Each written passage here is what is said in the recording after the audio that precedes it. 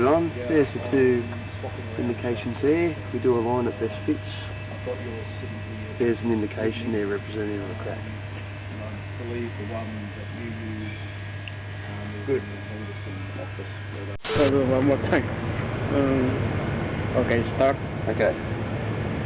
This is the start of scanning a tooth root. We're working our way along the tooth.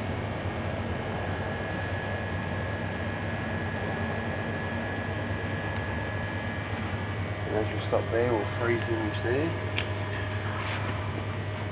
We can see that on the image there is indications that came up down the bottom here. If we were to slide our cursors over those two red indications,